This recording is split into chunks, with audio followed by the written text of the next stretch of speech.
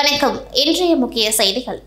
புதுச்சேரியில் ரூபாய் 12,700 கோடிக்கு முழு பட்ஜெட் தாக்கல் செய்ய திட்டமிட்டுள்ளதாக துணைநிலை ஆளுநர் சி.பி. ராதாகிருஷ்ணன் தெரிவித்துள்ளார். புதுச்சேரி துணைநிலை ஆளுநர் சி.பி. ராதாகிருஷ்ணன் தலைமையில் திட்டக்குழு கூட்டம் தலைமை செயலக கருத்தரங்கம் வளாகத்தில் நடைபெற்றது. இதில் முதல்வர் ரங்கசாமி, அமைச்சர்கள், சட்டமன்ற உறுப்பினர்கள், தலைமை செயலர் உட்பட அனைத்து துறை உயர் அதிகாரிகள் கலந்து கொண்டனர். கூட்டத்தில் முடிவின் செய்தியாளரிடம் பேசிய ராதாகிருஷ்ணன், எழுச்சிமிகு புதுச்சேரி என்பதுதான் இக்கூட்டத்தின் முதல் நோக்கம் என்றும் புதுச்சேரி முன்னேற்றத்திற்கான அனைத்து கருத்துகளும் ஆலோசிக்கப்பட்டதாக தெரிவித்தார். பெண்களின் நீண்ட நாள் கோரிக்கையான ரேஷன் கடை திறப்பு, பெண்களின் கருத்துக்களை கேட்டறிந்து அத்திட்டம் மாற்றியமைக்கப்படும் என்றும் நீட் தேர்வு வேண்டாம் என்பவர்கள் உச்சநீதிமன்றம் தான் செல்ல வேண்டும் என தெரிவித்தார். எந்த திட்டங்களை எல்லாம் முன்பு அறிவித்தோமோ அதற்கு முன்னுரிமை தரப்படும் என்றும் கடன் தள்ளுபடிக்கான எல்லா முயற்சியும் எடுக்கப்படும் என்றார். மேலும் ஜூலை மாதம் ரூபாய் 12,700 கோடியில் முழு பட்ஜெட் தாக்கல் செய்ய திட்டமிட்டு நடவடிக்கை எடுத்து வருவதாகவும் தெரிவித்தார். புதுச்சேரியில் தொடர்ந்து 4 நாட்களாக சதம் அடிக்கும் வெயில், 103.8 டிகிரிக்கு மேல் கொளுத்தும் வெயிலால் மக்கள் அவதிக்குள்ளாகி வருகின்றனர். புதுச்சேரியில் கத்தரிக்கு பிறகும் கோடை வெயிலின் தாக்கம் அதிகமாக இருந்தது. இதன் காரணமாக பள்ளிகள் திறப்பு 12ஆம் தேதிக்கு ஒத்திவைக்கப்பட்ட நிலையில் கடந்த மாதம் இறுதியில் தொடர்ந்து 14 நாட்கள் 100 டிகிரிக்கு மேல் வெயில் கொளுத்தி வந்தது. நடப்பாண்டிலேயே அதிகபட்சமாக கடந்த மாதம்தான் 104 டிகிரி வெயில் பதிவாகியிருந்தது. இதனிடையே இந்த மாதம் முதல் நாளில் 103.5 டிகிரி வெயில் பதிவாகியது. அதன் பிறகு அடுத்தடுத்து மழை பெய்ததால் வெயிலின் தாக்கம் குறைந்தது. குளிர்ச்சியான சூழல் நிலவி வந்ததை அடுத்து பள்ளிகள் திறக்கப்பட்டன. தற்பொழுது கடந்த 4 நாட்களாக வெயில் 100 டிகிரிக்கு மேல் பதிவாகி வருகின்றது. அதிகபட்சமாக 103.84 டிகிரி வெயில் பதிவானது. இதனால் பகல் நேரங்களில் அனல் காற்றுடன் வெயில் கொளுத்துவதால் வாகன ஓட்டிகள் கடும் அவதிக்குள்ளாகி வருகின்றனர். இரவிலும் வெப்பசலனம் நிலவுவதால் புழுக்கம் காரணமாக மக்கள் தூக்கமின்றி தவித்து வருகின்றனர். ஜூன் மாதத்தில் 100 டிகிரிக்கு மேல் வெயில் பதிவாகி வருவது மக்களை அவதிக்குள்ளாகி வருகின்றது. வெயில் காரணமாக கோடை வெயிலின் தாக்கத்தை சமாளிக்க பொதுமக்கள் இளநீர், நுங்கு, தர்பூசணி, வெள்ளரி, நீர்மோர், பழச்சாறு மற்றும் குளிர்பானங்கள் வாங்கி பருகினர். இதனால் அவற்றின் விற்பனை ஜோராக நடைபெற்றது. புதுச்சேரி அருகே உள்ள பாரதியார் பல்கலைக்கூடத்தில் நிகழ்கலை நுண்கலை படிப்பில் சேருவதற்கான திறனறி தேர்வு ஜூன் 22ஆம் தேதி நடைபெறுகின்றது. அரியாங்குப்பம் பாரதியார் பல்கலைக்கூட முதல்வர் அன்னபூரணி வெளியிட்ட செய்திக்குறிப்பில், பாரதியார் பல்கலைக்கூடத்தில் ஜூன் 22ஆம் தேதி காலை 10:30 மணிக்கு திறனறி தேர்வு தொடங்குகின்றது. ஆகவே அன்று காலை 9 மணிக்கு பல்கலைக்கூட முதல்வர் அலுவலகத்தில் தேர்வர்கள் ஆஜராக வேண்டும். BBA இசை மற்றும் நடனத்தில் சேருவதற்காக விண்ணப்பித்தவர்களுக்கு திறனறி தேர்வானது இசை, நடனத்தில் அவர்களின் திறமையை மதிப்பிடுவதற்காக கல்லூரியால் நடத்தப்படுகின்றது. தேர்வில் அவர்களின் செயல்திறன் அடிப்படையில் தகுதி மதிப்பெண் பட்டியலிடப்படும். சென்டாக் வழங்கிய +2 அல்லது அதற்கு சமமான தேர்ச்சி மற்றும் கல்லூரி பெற்ற மதிப்பெண் தகுதி பட்டியல் இறுதியாக எடுத்துக்கொள்ளப்படும். இளங்கலை நுண்கலை சேர்க்கைக்கு விண்ணப்பித்தவர்கள் ஓவியம், சிற்பம், பயன்பாட்டு கலை மற்றும் வடிவமைப்பு ஆகிய 4 சிறப்பு பிரிவுகளில் ஏதேனும் ஒன்றை தேர்வு செய்யலாம்.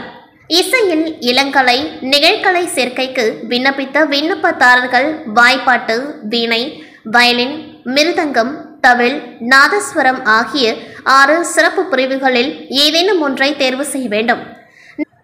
நடனத்தில் இளங்கலை, நிகழ்கலை சேர்க்கைக்கு விண்ணப்பித்த விண்ணப்பதாரர்களுக்கு பரதநாட்டியம் முக்கிய பாடமாக ஒதுக்கப்படும் என குறிப்பிடப்பட்டுள்ளது. மக்களுக்கு இடையூறாக உள்ள ரெஸ்டோ பார்கள் மூடப்படும் என கவர்னர் ராதாகிருஷ்ணன் தெரிவித்த நிலையில், ஆளுநர் மாளிகையில் கவர்னரை முதல்வர் ரங்கசாமி சந்தித்து பேசியுள்ளது அரசியல் வட்டாரத்தில் பரபரப்பை ஏற்படுத்தியுள்ளது.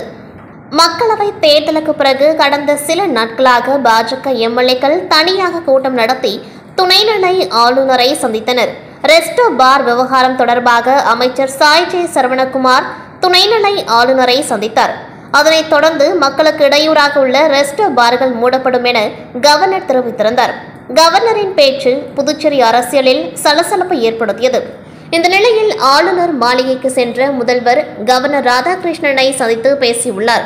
அப்பொழுது தலைமை செயலர் சரத் சௌகானம் உடனிருந்தார். மக்களுக்கு இடையூறாக உள்ள ரெஸ்டோ பார்கள் மூடப்படும் என கவர்னர் தெரிவித்திருந்த நிலையில் முதல்வர் ரங்கசாமி கவர்னரை சந்தித்து பேசியுள்ளது அரசியல் வட்டாரத்தில் பரபரப்பை ஏற்படுத்தியுள்ளது.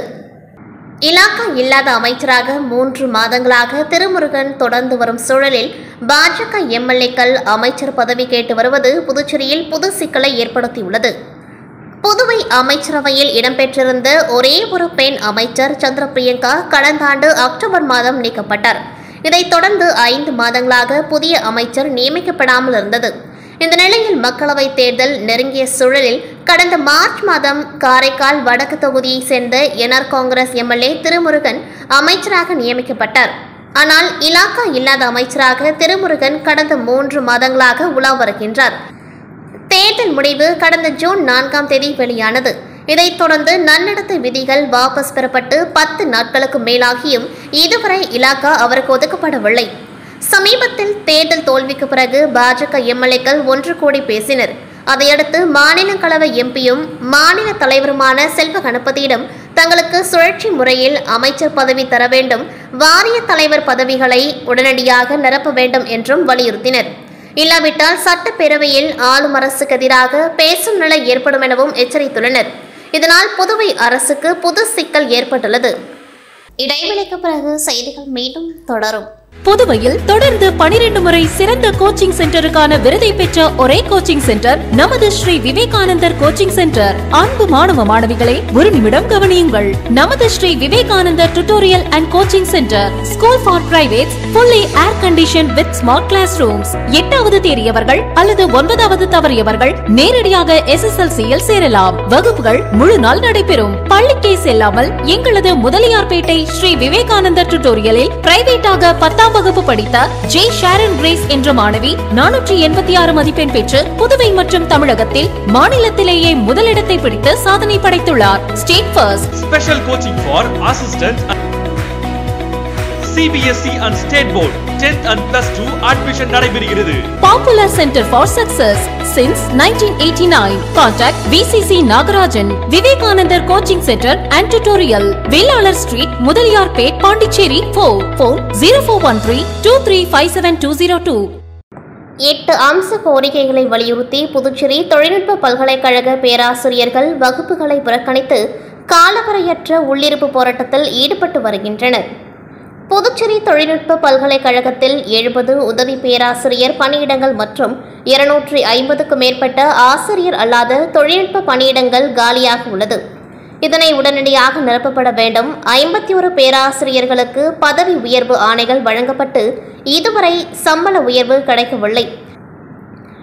இதனை உடனடியாக அளிக்க வேண்டும். பல்கலைக்கழகமாக தரம் உயர்த்தப்பட்டு 4 ஆண்டுகளாகியும் ஆட்சி மன்ற குழு அமைக்கப்படாமல் உள்ளதை கண்டித்து புதுச்சேரி பொறியியல் கல்லூரி ஆசிரியர் சங்கம் சார்பில் பணியை புறக்கணித்து காலவரையற்ற உள்ளிருப்பு போராட்டத்தில் ஈடுபட்டு வருகின்றனர்.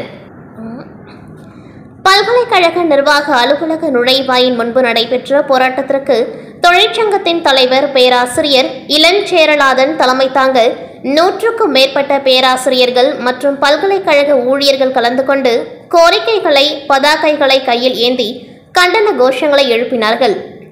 இதனை அடுத்து செய்தியாளர்களிடம் பேசிய பேராசிரியர் கல்பனா, பல்கலைக்கழகமாக புதுச்சேரி பொறியியல் கல்லூரி தரம் உயர்த்தப்பட்டு 4 ஆண்டுகள் ஆகியும் இதுவரை ஆட்சி மன்ற குழு அமைக்கப்படவில்லை. இதனால் சுமார் 1000க்கும் மேற்பட்ட மாணவர்கள் பட்டம் பெற முடியாத நிலை ஏற்பட்டுள்ளது. அதேபோன்று பேராசிரியர்கள் 65 வயது வரை பணியாற்றலாம் என்ற UGC பரிந்துரையை அரசு உடனடியாக அமல்படுத்த வேண்டும். 51 பேராசிரியர்களுக்கு பதவி உயர்வு ஆணைகள் வழங்கப்பட்டும் அதற்கான பலனை இதுவரை அரசு வழங்கவில்லை. இதனை உடனடியாக வழங்க வேண்டும் என்பன போன்ற கோரிக்கைகளை வலியுறுத்தி காலவரையற்ற வேலைநிறுத்த போராட்டத்தில் ஈடுபட்டு வருவதாக தெரிவித்தார். பேராசிரியர்கள் மற்றும் பல்கலைக்கழக ஊழியர்கள் போராட்டத்தால் மாணவர்களின் வகுப்புகள் வெகுவாக பாதிக்கப்பட்டது என்பது குறிப்பிடத்தக்கது.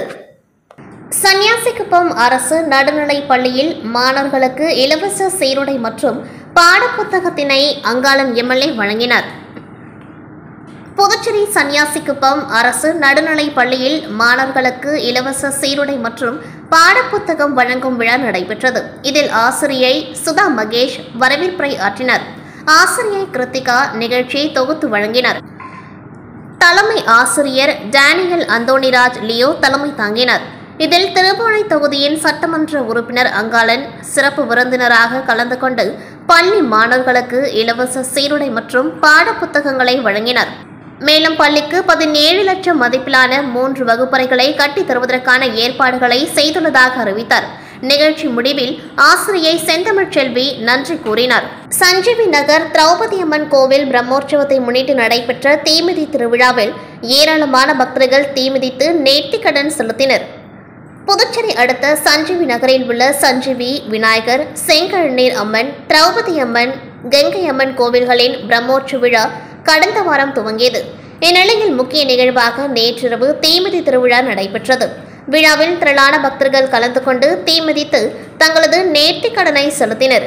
இதில் சுற்று வட்டாரத்தை சேர்ந்த ஏராளமான பக்தர்கள் பங்கேற்று சுவாமி தரிசனம் செய்தனர். இதனைத் தொடர்ந்து பெண்கள் அங்க பிரதட்சணம் செய்து வேண்டுதலை நிறைவேற்றினார்கள்.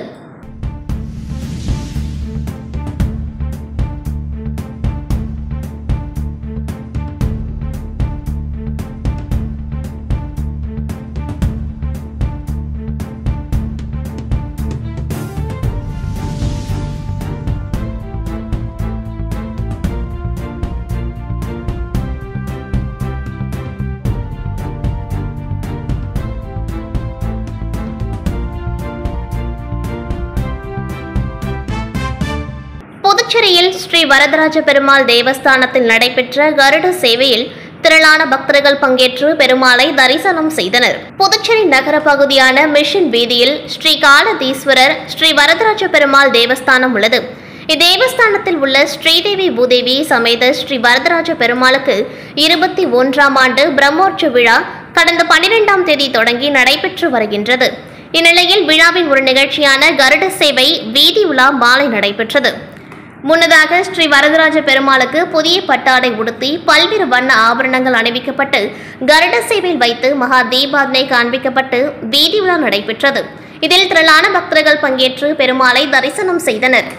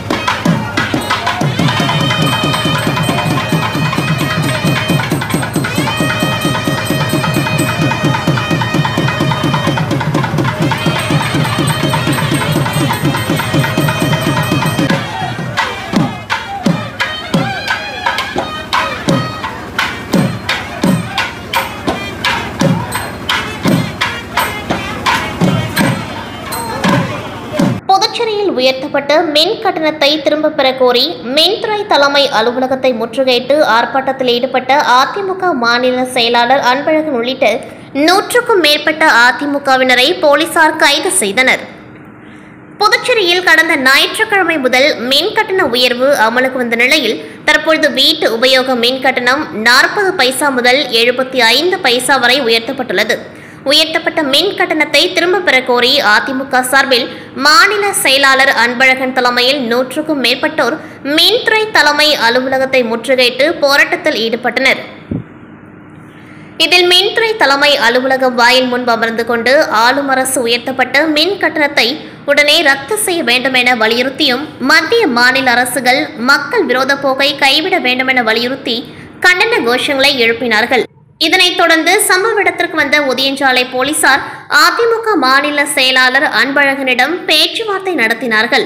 ஆனால் மாநில செயலாளர் அன்பழகன் போராட்டத்தை கைவிட மறுத்ததால் போலீசார் அன்பழகன் உட்பட அதிமுகவினர் 100க்கும் மேற்பட்டோரை கைது செய்தனர்.